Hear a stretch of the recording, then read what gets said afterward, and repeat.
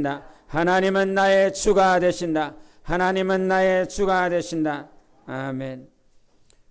하나님께서 우리 영혼의 주가 되시고 우리의 영혼의 왕이 되어 주십니다. 이 사실을 날마다 믿고 따르는 것이 신앙생활이기에 이 신앙생활에서 항상 승리할 수 있는 길은 하나님이 주인이시다라고 하는 이 사실입니다. 이 진리인 것입니다. 주인이라고 하는 그 뜻, 과연 우리는 주님이라고 하는, 주인이다라고 하는 그 사실을 얼마만큼 인지하며 살아가고 있는지, 살아가고 있을까?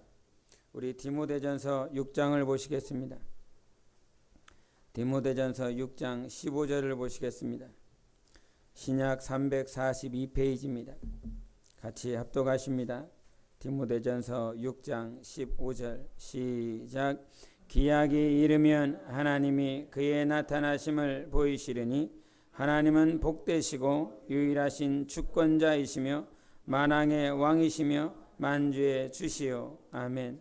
계시록도 보시겠습니다. 계시록 19장 16절을 보시겠습니다.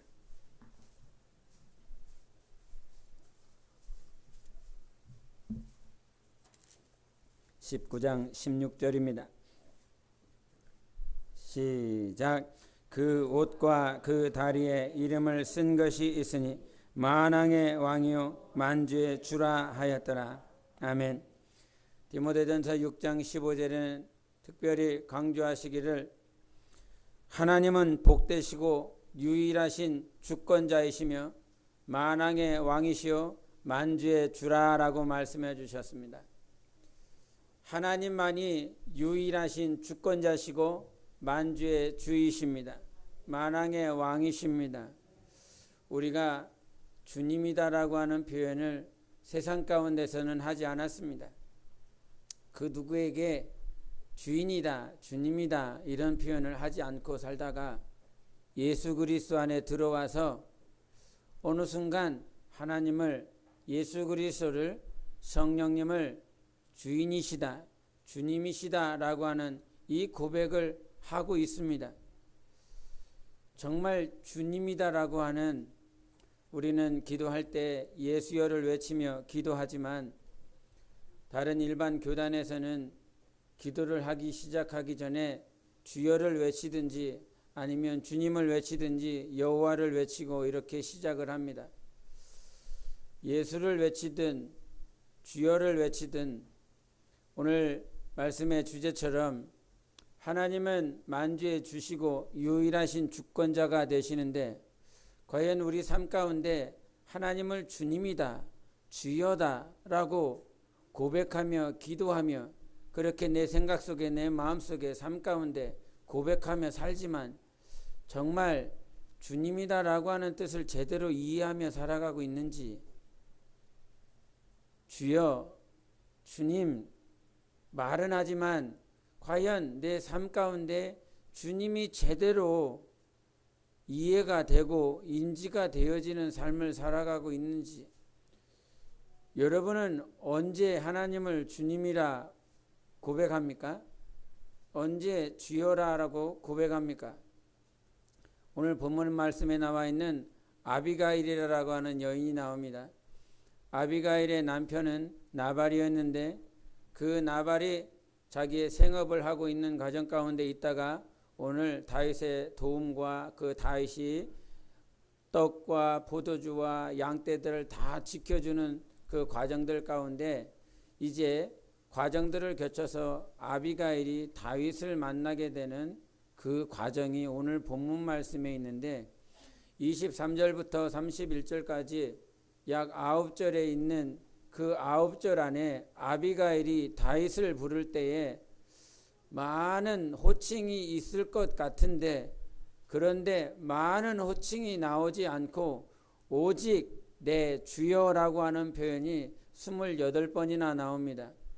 보통 한 절에 3번 이상 그렇게 짧은 이 9절 안에 내 주여, 내 주님, 나의 주, 주여라고 하는 이 표현을 28번이나 할 정도로 그렇게 주여 주님입니다. 그리고 이것이 주님이라고 하는 나와 전혀 상관없는 주여가 아니라 내 주여, 나의 주님, 이렇게 표현을 했습니다.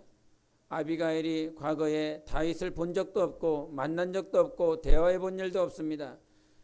그러나 그 아비가일이 오늘 다윗을 만나러 옴에 있어서 나의 주님입니다. 내 주가 되십니다. 내 주여, 불량한 사람, 미련한 나발을 당신의 손에 피 흘리지 마소서, 지혜롭게 행하소서, 그 죄악을 나에게 돌리고 당신은 피 흘리지 마소서, 내 주여, 내 주여, 내 주여, 내 주님이라고 하는 표현을 하며, 이렇게 내 주님이다라고 하는 표현을 하는 아비가일이 왜 다윗을 내 주라고 표현을 했을까? 우리가 보통 남편이 있는 자를 향해서, 그 남편을 향해서 극존칭을 할 때 주라라고 하는 표현을 합니다. 남편이 있음에도 불구하고 내 주인이라는 그 남편에게 해야 될 호칭을 오늘 처음 만나며, 오늘 처음 대화하고 처음 무릎 꿇은 그 다윗에게 내 주님이라고 하는데, 그가 아는 것 단 한 가지가 있습니다. 다윗은 어떤 자냐? 이스라엘의 주권자라고 표현하고 있습니다. 우리 한번 보시겠습니다. 우리 30절을 보시겠습니다. 30절, 사무엘상 25장 30절입니다. 시작. 여호와께서 내 주에 대하여 하신 말씀대로 모든 선을 내 주에게 행하사 내 주를 이스라엘의 지도자로 세우실 때에. 아멘. 다윗은 아비가일에게 있어서 이스라엘의 주권자입니다. 이스라엘의 주인으로 아비가일은 지금 다윗을 대하고 있는 것입니다. 다윗이 이 사무엘상을 통해서 블레셋 땅에 들어가는 시간들이 있습니다. 근데 그 블레셋 땅에 들어갔을 때 블레셋 사람들이 그 다윗을 처음 보는 광경 가운데 이런 말을 합니다. 그 처음 본 다윗을 향해서 들은 소문이 있습니다. 그런데 그 들은 소문을 가지고 다윗을 봤을 때 블레셋 신하들이, 방백들이 그 가드라고 하는 도시에 아기스라고 하는 왕이 있었는데, 그 아기스 왕을 향해서 블레셋 방백들과 신하들이 다윗을 보며 하는 말이 유대의 왕입니다라고 하는 표현을 합니다. 이것을 그냥 들으면 아무런 의미가 없습니다. 그런데 이미 그 유대 땅의 이스라엘 지역의 왕은 사울이었습니다. 사울이 이미 왕이었고 주권자였습니다. 그럼에도 불구하고 블레셋 방백들과 신하들에게 있어서 유대 땅의 왕은 이미 다윗이 되어 있었습니다. 그 다윗이 블레셋 지역에 왔었고, 그 블레셋 지역에서 이제 결국은 이제 돌아서 이 아비가일이라고 하는 여인에게 왔을 때, 아비가일 역시 소문을 들었고 그 다윗이 나발의 양떼들을, 나발의 소산물들을 지켜주는 모든 광경들, 시간들을 함께 지켜봤습니다. 그런 과정들을 다 뒤로하고 이제 다윗을 만났을 때에 오직 고백이 주라는 것입니다. 주님이라는 것입니다. 왜? 이스라엘의 주권자니까, 이스라엘의 주인이시니까. 근데 그 이스라엘의 주권자를 누가 세우셨으니까? 하나님이 세우셨으니까. 하나님이 세우셨기에 당신은 이스라엘의 주권자입니다. 그래서 나의 주인이 되십니다라고 하는 고백을 하는 것입니다. 나발의 족속은 갈렙입니다. 여호수아와 갈렙이 하나님 앞에 모세를 통하여 약속받은 그 땅을 얻고 그 지역에서 살아갈 때에 갈렙의 족속 가운데 누가 있었느냐? 바로 나발에 있었습니다. 그 나발이라고 하는 그 자와 함께 살아가고 있었던 그 아비가일이 오늘 찾았었던 왕은, 주권자는 하나님이 세우신 다윗이었습니다. 그 다윗을 향하여 내 주님이라고 하는 것입니다. 여러분, 우리가 신앙생활하며 주님이다라고 하는 표현, 주여라고 하는 표현을 얼마나 자주 합니까? 그러면 여러분은 정말로 주님이라고 하는 뜻을, 주여라고 하는 그 뜻을 알면서 고백하고 있느냐 하는 것입니다. 왜 하나님이 우리의 주님이 되십니까? 왜 하나님이 우리의 주여가 되십니까? 우리가 주여라고 주님이라고 고백할 수 있는 것은 주님의 뜻대로 살아가겠습니다. 그렇기 때문에 주여라고 고백하는 것입니다. 내가 종입니다. 내가 무지하고 연약하고 볼품이 없습니다. 그 볼품 없는 자를 종삼아 주신 주인이 되시는 주님의 뜻을 듣고 주님의 뜻대로 살겠습니다. 그렇기 때문에 주여 주님이다라고 하는 고백을 합니다. 베드로를 향하여 너희는 나를 누구냐 라고 물어보셨을 때에 베드로의 고백은 주는 그리스도시요 살아계신 하나님의 아들이라고 그랬습니다. 주는 어떤 분이냐? 그리스도다. 즉 하나님께 보냄을 받으신 자가 주가 되시고, 주는 누구시냐? 하나님이시며 하나님의 아들만이 오직 주가 되신다라고 가르쳐 주시는 것입니다. 이 고백을 베드로가 했습니다. 이 베드로가 그렇게 주는 그리스도시요 살아계신 하나님의 아들이라고 고백했지만, 과연 하나님이 주가 되시는 삶을 살았을까라고 하는 것, 성령이 임하시기 전까지 그가 주라고 고백했음에도 불구하고 그렇게 살지 못했습니다. 오늘 디모데전서의 6장에도 말한 것처럼 사도 바울이 디모데에게 가르쳐준 단 한 가지 사실, 인생이 너를 지도하는 자가 그 어떤 사람이 주권자가 아니라 하나님은 복되시고 유일하신 주권자시다. 하나님이 만주의 주가 되신다. 만왕의 왕이 되신다. 이 말인즉슨 모든 만물을 통치하시고 모든 만물을 인도하시는 것은 하나님 한 분밖에 없다는 사실입니다. 이 사실을 디모데에게 가르쳐주며 목회를 할 때 그 목회의 주인은 하나님이 되어야 된다.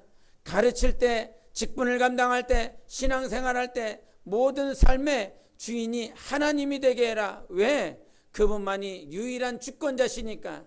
유일한 오직 한 분의 주권자가 하나님이시기에 그분을 주권자로 두고 인정하고 고백하고 그렇게 순종하며 살아라 라고 말씀해 주셨습니다. 정말 주님이라고 하는 뜻을 잘 알고 고백하십시오. 내가 기도하며 성경을 읽으며 주여라고 주님이라고 고백하는 모든 순간순간들마다 제대로 알고 고백하십시오. 주님이라고 주여라고 외치는 그 순간에 나를 다스릴 분은 주님밖에 없다. 하나님밖에 없다. 우리 교회를 다스릴 분은 하나님밖에 없다. 우리 가정을 다스릴 분은 하나님밖에 없다. 나의 자손을 다스릴 분은 하나님밖에 없다. 내 영혼을 다스릴 분은 하나님밖에 없다라고 하는 온전한 고백이 되시기를 예수 이름으로 축원합니다. 그런 고백 위에 살아갈 때에 정말 하나님이 우리 삶의 주권자가 되십니다. 주인이 되십니다. 그런 고백을 하고 있는 이 목사라고 하는 사람이 날마다 울고 날마다 괴로워하는 것이 있습니다. 바로 그것은 이렇게 가르치고 이렇게 전하고 이렇게 설교하고 있지만 과연 내 삶 가운데 하나님이 얼마만큼 주인 되어 주시는가? 하나님의 교회가 주권자는 오직 하나님이다라고 하는 것을 전하고 있고, 나의 가정의 주인이 하나님이라고 하는 것을 전하고 있고, 나의 자손이 하나님만이 오직 주인이 되신다라고 하는 것을 전하고 있지만, 과연 나는 내가 고백한 대로, 내가 이렇게 증거하는 대로 과연 얼마만큼 살아가고 있을까? 그래서 괴롭습니다. 그래서 힘듭니다. 그래서 눈물을 흘립니다. 나의 자손들을 향해서 하나님이 주권자신데 하나님이 유일하게 다스리실 수 있는 주인이 되시는데도 불구하고 이것을 과연 나는 얼마만큼 인정하며 얼마만큼 그렇게 살아가고 있는지에 대해서 생각해 볼 때마다 괴롭습니다. 힘듭니다. 그런 삶을 증거하고 가르치고 있지만 마치 여전히 성령 받지 않은 사람들처럼, 종교인처럼, 그저 교회만 왔다 갔다 하는 신자들처럼 그렇게 살아가고 있는 그 모습은 아닐까라고 내 자신을 뉘우치고 되돌이켜 볼 때마다 하나님 앞에 어떻게 낯을 들 수가 없어서 상당히 괴롭습니다. 아마 여러분도 별반 차이가 없으리라 믿습니다. 육신을 입고 살아가기에 말씀을 들을 때는 인정하고 말씀을 들을 때는 생각이 나고 말씀을 들을 때는 그렇게 살아야지 결단하고 결심하지만 우리가 생활 가운데 범사에 직장이나 학교에 자기가 돌아가 있는 가정에 그 모습들을 보면 말씀들은 어느 순간 다 잊어버리고 있고 하나님이 나의 주인이시다. 하나님은 우리 가정의 주인이시다. 하나님은 우리를 인도하고 있고 하나님은 우리를 지도하고 계시고 있다. 사람이 계획할지라도 가르치시고 인도하시는 분은 오직 유일하신 하나님이시라고 하는 그 말씀을 고백하며 시인하며 기도하며 또 주님이 깨닫게 해주시는 그 순간이 있음에도 불구하고 어느 순간 내 앞에 하나님이 내 앞에 주인이 계시지 않고 내가 주인이 돼서 주인 되신 나의 하나님은 내 뒤에 계시고 주님 나를 따라오세요. 내가 주인이 되고 살아가고 있습니다. 그 사실을 어느 순간 깨닫게 하시고 어느 순간 보이게 하시고 어느 순간 들리게 하시는 그 순간 가운데 내가 또 이렇게 살고 있었구나. 내가 또 이렇게 고백하며 이렇게 기도하며 이렇게 말씀을 읽는 순간에도 어느 순간 뒷전에 하나님을 두시고 뒷전에 하나님 따라오게 하고 그렇게 살아가고 있구나. 여러분, 우리 삶은 이럴 수밖에 없지만 오늘도 하나님을 고대합니다. 하나님만을 기대합니다. 반드시 우리 하나님께서 우리 영혼의 참 주인으로서 온전히 서실 수 있도록 내가 하나님을 주인으로 세울 수 있도록 우리 안에 성령께서 분명히 일하실 것입니다. 그 일하실 날이 있기에 오늘도 기대하고 오늘도 하나님을 의지하고 오늘도 하나님을 바라보는 것입니다. 만약에 내 삶 가운데 나의 참 주인이 되신 하나님이 없었다면 과연 내 삶에 내가 주인이 돼서 살아간다면 얼마나 힘들고 외로울까? 얼마나 어떻게 방향 감각도 상실하고 어떻게 나아가야 될지 목표도 상실해서 방향도 없습니다. 목표도 없습니다. 뭔가 살려고 열심히 살려고 하는데 방향이 없어요. 왜? 나 스스로 주인 돼서 살다 보니까 너무 힘듭니다. 너무 어렵습니다. 어디로 가야 될지. 저는 세상에서 직장 생활을 안 해봤지만 대학교 때 이 동아리를 이렇게 인도하면서 동아리 한 1년 동안 인도하면서 그 동아리 안에 있는 많은 그 후배들을 이렇게 인도를 해보면서 뭔가 작품을 만들고 뭔가 이렇게 공연을 준비하고 뭔가 일을 하고 시간을 맞추고 모임 준비를 하고 이렇게 막 하다가 어느 순간 그 시간이 너무 힘들었습니다. 그 시간이 너무 어려웠습니다. 뭔가를 해보려고 뭔가를 인도를 해보려고 뭔가를 땡겨보려고 하는데 아무것도 되지 않았습니다. 그러나 어느 순간에 제 자신을 봤는데 제 자신은 저 수렁텅이에 빠져있는 나를 보게 됐습니다.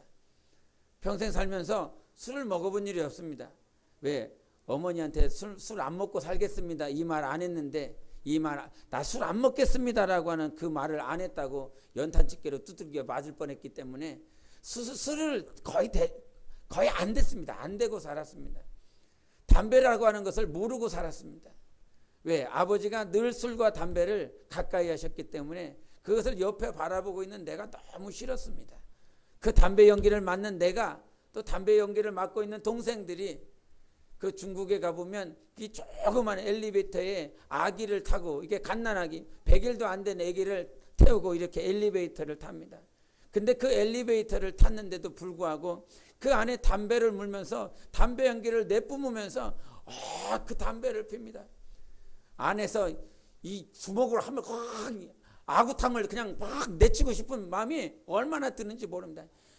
이 작은 이 꼬맹이 이거 지금 어떻게 힘도 쓸 수 없는 그 애를 이제 막 들고 와서 엘리베이터를 탔는데 그 안에서 담배를 볶음볶음 내뱉고 있는 얼마나 화가 나든지. 제가 없는 사이에 저희 사모가 아구통은 안 날리고 이렇게 담배 피우면 되냐고 막 했다고 그럽니다. 두들겨 맞으면 어떡하려고 그랬냐고 제가 그랬습니다. 근데 그런 아기를 이렇게 하는 모습을 봅니다. 근데 담배와 술과 전혀 상관없이 살았던 제가 동아리 후배들을 그냥 이끌어보고 작품을 준비해보려고 하는 그 열심을 내는 순간에 어느 순간 저 수렁텅이로 내가 왜 이러고 있지? 내가 왜 담배를 피려고 하고 있고 내가 왜 지금 술을 마시고 있지? 어느 순간 뭐 이상한 얘기로 자꾸 흘러가는데 그냥 후배들과 어느 순간 술자리를 하고 있더라고요. 술자리를 분명히 술을 마시고 있었는데 다음날 아침 한 8시가 됐더라고요. 그 저녁 한 8시서부터 다음날 아침 8시까지 12시간의 공백기가 생긴 겁니다. 전혀 기억이 없습니다. 전혀 기억이 없이 그렇게 엎어져 있는 내 자신을 거기서 보면서 내가 지금 뭐하고 있나? 내가 왜 여기 있는가? 라고 하는, 아마 세상의 모든 사람들이 오늘도 자기 스스로 주인 되어서 그렇게 열심히 살아보려고 하지만 방향이 없습니다. 목표가 없습니다. 왜? 내가 열심히 해보려고 하기 때문인 것입니다. 내가 주인 돼서 살아가려고 하기 때문인 것입니다. 하나님이 가르쳐 주셨습니다. 이 모든 만물의 참 주권자는 나다라고 가르쳐 주셨습니다. 하나님만이 유일하신 주권자십니다. 하나님만이 주권자시다. 3번 시작. 하나님만이 주권자시다. 하나님만이 주권자시다. 하나님만이 주권자시다. 아멘. 그렇기 때문에 하나님이 주권자이시기 때문에 여러분이 주님이라고 고백할 때, 주여라고 고백할 때 그 뜻을 알고 고백하십시오. 내게 무슨 말을 하시든지, 내게 어떤 명령을 하시든지 주님이십니다라고 고백했다면, 주여라고 고백했다면 그 주님이 하시는 말씀대로 살아가고자 하는 영혼의 소망과 영혼의 선한 욕심이 있으시기를 예수 이름으로 축원합니다. 그런데 그런 모든 시간들을 되돌이켜 보니까 내가 주님이라고 고백했어요. 주여라고 고백했어요. 무슨 뜻대로 살려고? 누구 뜻대로 살겠다고? 주님 뜻대로 살겠다고, 하나님의 뜻대로 살겠다고, 그렇게 살겠노라고 고백하며 기도하며 살아왔습니다. 그런데 시간을 되돌이켜 보며 깨닫는 것이 있습니다. 이번 주간인가 전 주간에 예성이가 저한테 이런 질문을 했습니다. 식사를 하면서 목사님은 신앙생활 지금까지 해오면서 뭐가 가장 힘들었습니까? 이런 질문을 대뜸 하더라고요. 밥은 안 먹고 밥 먹다 말고 갑자기 뭐가 궁금했는지, 지가 힘든 게 있어서 그랬나? 힘든 게 있어서 목사님은 힘든 게 뭐가 있어요? 이렇게 물어본 것 같기도 하고. 그런데 그 질문에 사실이 그랬고 또 그렇게 하나님께서 인도하셔서 예성이한테 해준 말이, 힘든 게 없었던 것 같아. 힘든 게 없었어. 왜 그랬느냐? 그 순간 다 하나님께서 은혜로, 감사로 이길 수 있도록 해주셨어. 그래서 이제 근 20년 가까이 신앙생활이 돼가는데 그 생활을 하면서 나는 힘든 게 별로 없었다. 그런 고백. 20여 년의 시간을 생활을 하면서 나는 힘든 게 별로 없었어. 개척을 할 때도, 중국으로 넘어갈 때도, 중국에서 다시 한국으로 넘어올 때도 모든 순간, 모든 시간들이 힘든 게 없었어. 그런데 나는 힘든 게 전혀 없었던 것 같아. 은혜였었던 것 같아. 정말 힘들지 않았어. 근데 이런 얘기를 하다가 저희 사무가 가끔 과거 일들을 얘기를 합니다.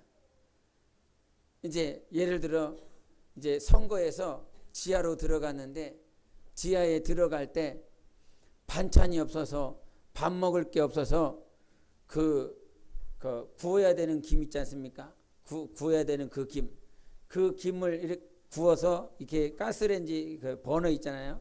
그 버너에다가 부탄가스 넣고 이렇게 김을 구우고 자르고, 반찬이 없으니까 간장 넣고, 그 간장 넣고 이렇게 김에다가 그것만 먹었어요.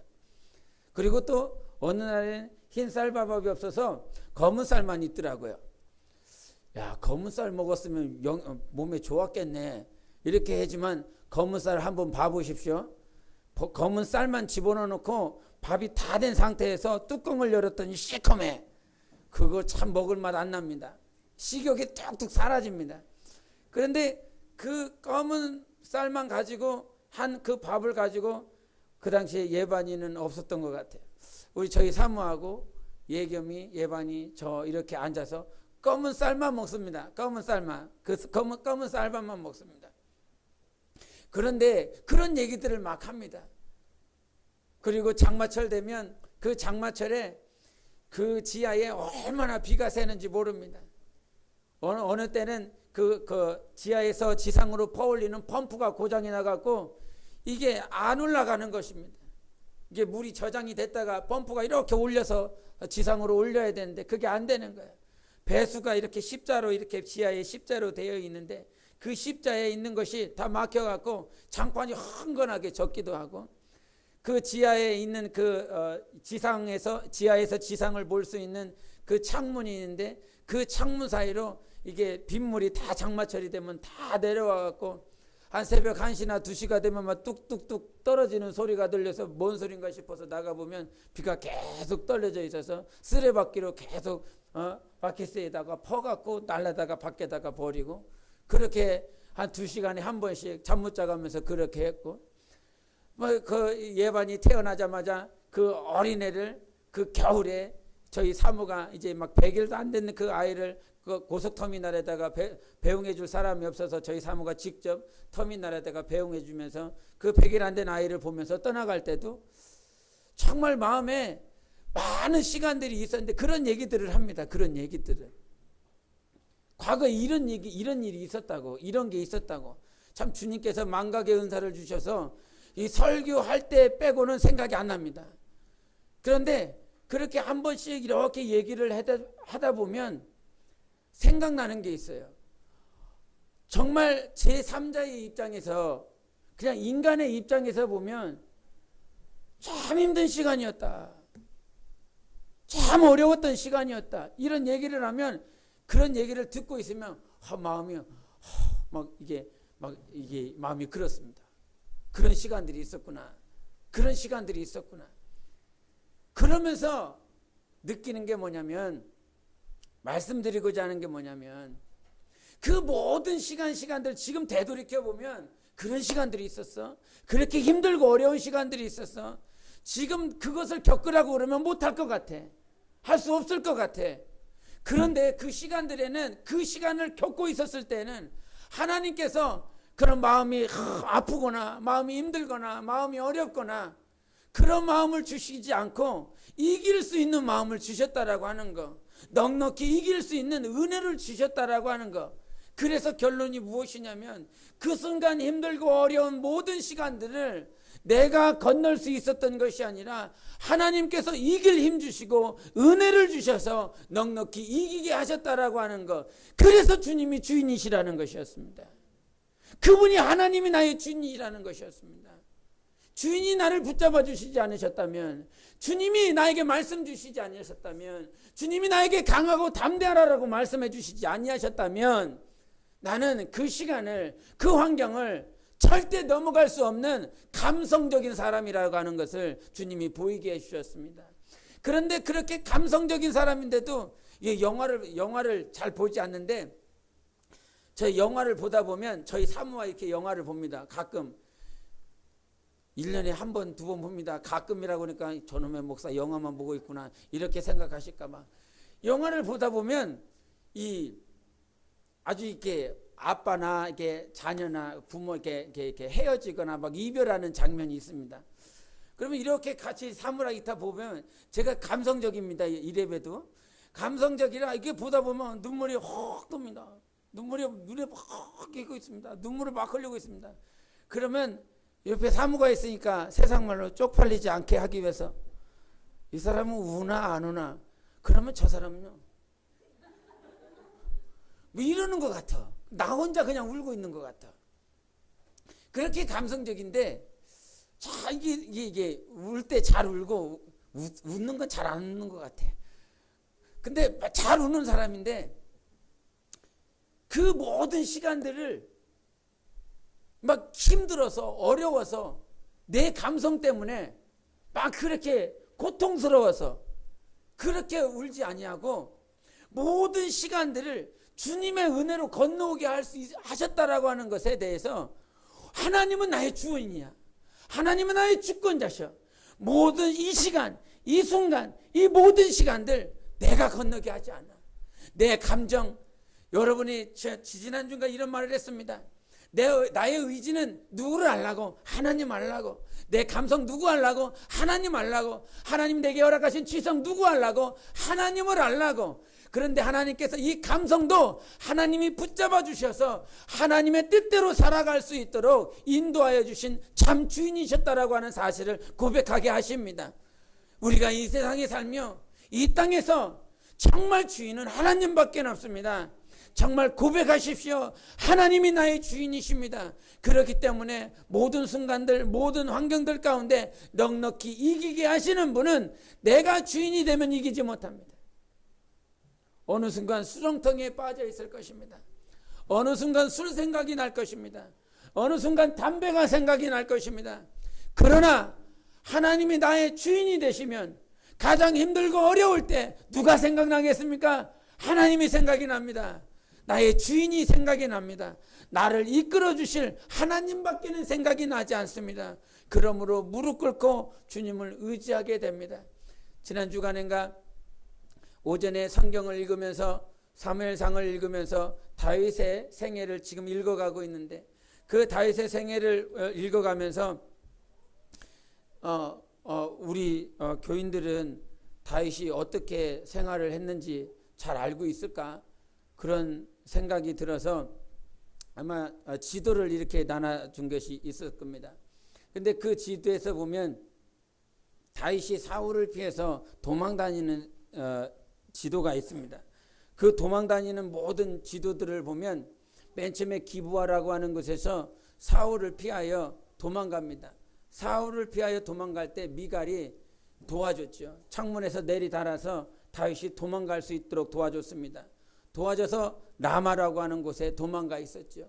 근데 그 도망가고 있었던 지역에서 사울과 그 자기가 보낸 군인들이 와서 그 선지자의 역할을 하는 그 점을 치는 것들을 보게 하면서 다시 그 다윗이 기브아라고 하는 곳에 돌아옵니다. 돌아와서 이제 다시 사울이 다윗을 죽이려고 하자 요나단을 통해서 네가 정말 요나단이 만약에 내 아버지가 당신을 죽이려고 하면 내가 화살을 쏘아서 더 멀리 쏘면 당신 도망가시오. 그러나 가까이 쏘면 아버지가 당신 안 죽일 거니까 돌아오시오. 이렇게 하면서 가르쳐줘서 그 정표를 가지고 결국은 아버지가 죽일 것을 알고 이제 도망을 가는데 저기 노비라고 하는 지역에 갑니다. 노비라고 하는 지역에 갔더니 대제사장이 있었어요. 아히멜렉이라고 하는 그 대제사장에게 우리 정말 배고프니까 배 떡 좀 달라. 그래서 결국은 성막에 있는 떡을 가져다가 먹고 그것을 먹고 있다가 다시 또 사울이 노베 다윗이 있다라고 하는 그 사실을 도에게 가르쳐줘서 다시 도망갑니다. 도망갔더니 이제 블레셋이라고 하는 가드 지역에 거기에서 도망갑니다. 그래서 좀 전에도 말한 것처럼 블레셋 사람들이 다윗을 유대인의 왕으로 여기니까 이 왕이 이 블레셋에 왔다 이 말이죠. 그래서 그들에게 자기가 미친 척을 하여 침 흘리고 이렇게 미친 척을 해서 거기서 목숨을 다시 구합니다. 다시 그래서 그 가드에서 아둘람 굴이라고 하는 그 굴에 가서 숨어 있죠. 그런데 또 사울이 왔습니다. 근데 그 아둘람 굴에서 있는 동안 400명의 빈민자들, 못 먹고 못 사는 자들, 헐벗은 자들이 다윗에게 붙었습니다. 다윗에게 그 400명이 붙어서 이 400명과 그 400명 안에는 부모와 빈민자들 모든 가난한 자들이 거기에 붙었어요. 그래서 이제 다윗이 어느 순간 자기의 장수들뿐만 아니라 가난한 자들까지 다 붙어서 400명이 됐습니다. 그 400명이 그 아둘람 굴에 있을 때에 다시 하나님께서 어디로 보내냐면 모압이라라고 하는 이방인 지역으로 보냅니다. 그 모압이라라고 하는 이방인 지역에 보냈을 때에 당신의 부모들을 거기에다가 모압 지역에다가 내버려 두고 내가 정말 제대로 돼서 성공해서 돌아오기까지 우리 부모를 제대로 이렇게 보호해달라고 하는 그 말을 남겨두고 다시 저기 헤레 수풀로 도망갑니다. 다시 유대 땅으로 돌아옵니다. 유대 땅에 돌아와서 다시 이제 그일라라고 하는 그 지역에서 블레셋과 다시 전쟁을 하고 그 다음에 다시 10이라고 하는 지역에서 또 도망가고 마온이라고 하는 지역으로 도고 엔게디라고 하는 지역에 도망가고 바란 광야로 도망가고 다시 이제 바란 광야에서 돌아오면서 오늘 아비가일을 만나는 것입니다. 그 아비가일을 만났다가 다시 가드라고 하는 지역에 갔다가 가드 왕이 이제 그 시글락이라고 하는 그 도시를 다윗에게 줍니다. 그리고 그 시글락에서 1년 4개월 동안 머물렀다가 이제 마지막 여정으로 하나님께서 헤브론이라고 하는 그 지역에 가게 하시고 결국엔 다윗이 왕이 되게 하십니다. 기브아에서 출발하여서 헤브론에 입성하기까지 다윗이 10년 이상을 사울에게 쫓김당합니다. 하나님께서 사무엘에게 그 왕 기름 부음을 받았었던 그 다윗이 10년 이상을 사울에게 쫓김받고 블레셋에게 쫓김받고 그렇게 10년 이상을 쫓김받다가 헤브론에 들어와서 결국은 왕이 되는 그 자리에 서게 됩니다. 무엇을 말하고자 하냐면 10년 동안 그렇게 돌고 도는 것 같습니다. 이리 갔다 저리 갔다 저리 갔다 이리 갔다 하는 그런 삶인 것 같습니다. 그런데 그 10년이라고 하는 그 시간 동안 하나님께서는 다윗을 훈련하시고 단련시키셔서 그 10년 이상의 훈련과 단련이라고 하는 시간을 통하여 결국에는 하나님께서 기름 부은 그 약속을 성취하셨습니다. 그렇게 10년이라고 하는 시간들을 이렇게 보냈습니다. 그 다윗의 삶을 보면서 제 삶을 봅니다. 저 역시도 하나님 앞에서 28살 때 개척을 하고 이제 다시 돌아왔더니 39살이었습니다. 11년이라는 시간 동안을 이렇게 뭔가를 계속 돌았습니다. 계속 돈 것 같습니다. 개척하고 다시 또 중국으로 넘어가고 중국에서 왔다 갔다 많은 이사를 하고 또 중국에서 한국 들어왔다가 다시 한국에서 중국 나갔다가 다시 중국에서 한국 넘어왔다가 그렇게 거의 10년 생활들을 이렇게 돌고 도는 것 같은데 하나님은 그냥 무작정 돌게 하시는 분이 아니라 하나님의 선한 뜻대로 하나님이 우리의 주인이시기 때문에 주인이 세워놓으신 그 마스터 플랜 가운데 우리의 영혼을 인도하고 계시는 사실입니다. 하나님은 우리의 영혼을 인도하고 있습니다. 주인이십니다. 그 모든 시간들 여러분의 신앙생 가운데 하나님이 우리의 주인이 되어 주셔서 인도하고 계시고 있다라고 하는 그 사실, 그 고백이 여러분이 하나님 앞에 들려줄 수 있는 귀한 고백이 되시기를 바랍니다. 하나님 앞에서 우리의 영혼이 오늘도 성장하고 있습니다. 단련하고 있습니다. 그냥 돌고 있는 것이 아닙니다. 하나님께서 우리의 주인이 되시기 때문에 오늘도 우리의 영혼을 인도하고 있고 우리의 영혼을 성장시키고 있습니다. 하나님 앞에서 오늘도 우리의 영혼이 정말 결단해야 될 것은 무엇이냐면 그렇게 주인이 되신 하나님 앞에서 하나님이 나의 영혼을 성장시킬 수 있도록 하나님이 나의 영혼을 가르칠 수 있도록 하나님께 발견되시는 여러분 되시기 바랍니다. 하나님, 많은 자들이 있습니다. 많은 사람들이 있습니다. 그 가운데 하나님께서 찾아와 주셔서 내가 너의 영혼을 성장시키고 내가 너의 영혼을 가르치고 내가 너의 영혼을 지도하리라 라고 하는 그러한 영혼으로 발견되셔야 됩니다. 많은 무리들이 있습니다. 많은 크리스찬들이 있습니다. 주님께서 이 땅에 오셔서 12제자들을 부르셨을 때 자기의 원하는 자들을 불러주셨습니다. 그리고 그 12제자들 가운데서는 3명을 유독 당신과 함께하게 하셨습니다. 야고보와 요한과 베드로는 어디를 가든지 주님이 함께 하실 만큼 가르치고 비유에 대해서 다른 자들에게는 해석해 주시지 않으셨음에도 불구하고 그들에게만큼은 그 비유를 해석해 주시고 가르쳐 주시는 그러한 모습들에게 있었습니다. 오늘 하나님 앞에 발견되는 여러분, 오늘 말씀의 주제가 무엇이냐면 주인이 되시는 그 주인께 정말 주인을 감동시키는 영혼이 되시기를 바랍니다. 나의 주인을 좀 감동시켜 보십시오. 나의 주인 되신 하나님을 좀 기쁘게 해 보십시오. 그렇게 하면 우리 하나님은 정말 주인이 되어 주셔서 우리를 가르치시고 인도하시는 하나님이심에도 불구하고 정말 하나님을 감동하는 자, 오늘 아비가일이 누구를 감동시켰습니까? 다윗을 감동시켰습니다. 그 불의한 재물, 나발이 가지고 있었던 그 불의한 재물을 가지고 자기 영혼을 살고 다윗의 그 이스라엘의 주권자를 살리고 이스라엘이 그 주권자와 함께 따라다니고 있었던 그들의 장수들을 먹이고 살리며 그들을 세워줬습니다. 불의한 것을 가지고 자기의 영혼이 살고 이스라엘의 나라를 세우고 다윗과 함께하는 모든 그의 군사들을 세우는 일에 아비가일이 사용받았습니다. 그러므로 그가 다윗에게 선택받아 결국은 다윗의 아내가 되었습니다. 하나님을 어떻게 하면 감동시킬까? 하나님은 어떻게 하면 기쁘시게 할까? 우리에게 불의한 모든 것들을 선한 것에 사용받을 수 있도록 여러분이 하나님을 감동시키는 삶을 사시기를 바랍니다. 우리가 자녀들이 있고 우리 지체들이 있습니다. 제가 기도하며 고민하는 것, 우리 자녀들을 키우다 보면 이런 것이 있죠. 저 자녀들을 투자할 시기가 있습니다. 자녀들을 향하여 투자할 시기를 넘겨버리면 다시는 투자할 수 없습니다. 다시는 투자가 안 됩니다. 그 시간을 그냥 흘려보냈기 때문에.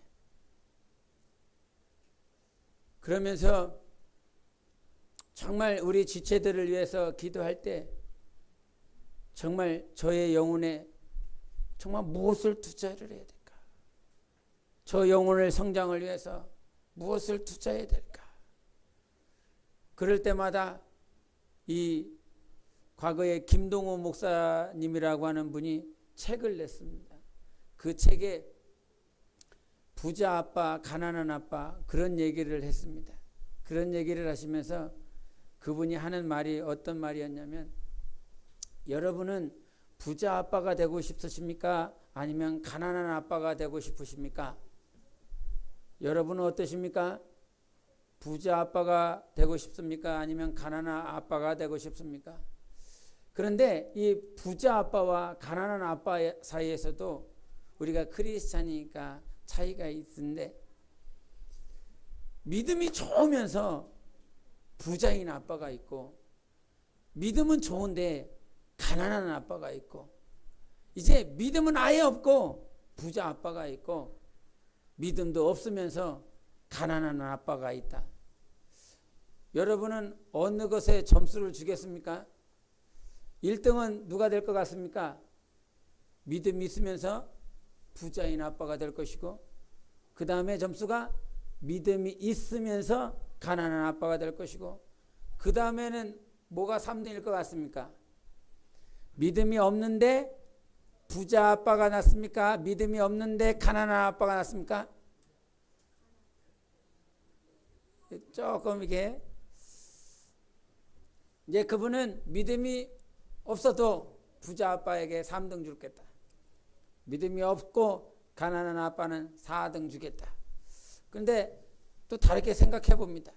믿음이 없으면서 가난한 아빠를 둔 자녀는 그 가난 때문에 더 하나님 앞에 가까이 나올 수 있는 통로도 되지 않을까? 그러면서 3등과 4등 사이에 저는 그냥 3등과 4등 그냥 같은 등수로 매겼습니다. 그런데 뭘 말하고자 싶으냐면, 여러분이 믿음이 있으면서 부자 아빠가 되길 원하실 겁니다.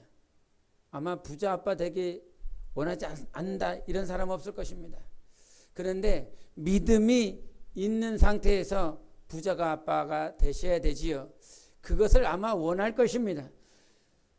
하지만 믿음이 있는 상태에서 부자 아빠가 됐다라고 하는 그 사실에서 우리가 여전히 알아야 될 것은, 그 믿음이라고 하는 건 단지 하나님을 믿는 것, 하나님을 잘 믿는 그런 신자로서의 믿음이 아니라, 정말 왜 부자가 되어야 될까라고 하는 사실을 여러분 생각하셔야 됩니다. 왜 부자가 되려고 해야 됩니까? 왜 부자 아빠가 되려고 합니까? 내 아이들을 잘 먹고 잘 입히기 위해서가 아니라, 하나님은 우리에게 가르쳐 주시는 이유는 왜 부자가 되어야 되냐면, 주님의 나라를 위해서, 정말 주님의 영혼들을 세우기 위해서, 주님의 영혼들에게 투자하기 위해서 부자가 되라는 것이었습니다. 다른 것이 아니라 하나님의 나라를 위해서, 하늘을 위하여, 여러분 영혼을 위하여 불의한 것을 과감하게 하나님의 나라를 세우고 영혼들을 세우는 일에 부자가 되어야 된다라고 말씀해 주셨습니다. 어떻게 하면 하나님을 감동시킬까? 우리가 토요일에 보혈기도 하다 보면 정말 우리가 예수 그리스도의 이름으로 말미암아 물건의 모든 막힌 것들이 다 해결이 되고 그 물건을 소유하여 뭐 하는 데 쓰임 받도록, 영혼 구원하는 데 쓰임 받도록 하자라고 하는 기도가 나옵니다. 아비가일을 오늘 본문으로 말씀으로 채택한 건 그 아비가일이 나발이라고 하는 불량한 사람, 마음이 정말 형편없이 악한 사람, 그 사람이 가지고 있는 그 불의한 모든 재물을 가지고 자기 영혼을 사는 일에, 그리고 나라와 영혼들을 세우는 일에 그 아비가일이 귀하게 사용받았습니다. 결국 그가 하나님 앞에 선택받았고 다윗의 그 신부가 되었습니다. 하나님을 감동시키는 사람, 하나님이 나의 주인인 것을 알고 그 주인께 어떻게 하면 감동시키고 어떻게 하면 나의 주인께 기쁨을 드릴까 고민하며 기대하며 그렇게 영혼의 길, 승리하는 길을 사시기를 예수 이름으로 축원합니다. 우리는 연약하지만 주인 되신 하나님께서 반드시 우리를 귀하게 사용하실 것입니다. 하나님이 인도하시는 모든 과정들 가운데 하나님을 날마다 인정하시기를 예수 이름으로 축원합니다. 기도하시겠습니다. 이 시간 기도하실 때 오늘도 하나님이 나의 주인이십니다. 모든 순간순간들을 이기게 하시는 것은 내 감정도 붙잡아 주시고 내 지식도 내 경험도 날팍한 나의 생각도 붙잡아 주시는 나의 주인이신 하나님이 계시기 때문인 것입니다. 어떻게 하든지 하나님을 감동시키고 하나님을 기쁘시게 하는 삶을 살아갈 수 있도록 우리 다 같이 예수여 외치고 기도하시겠습니다. 예수여 살아계신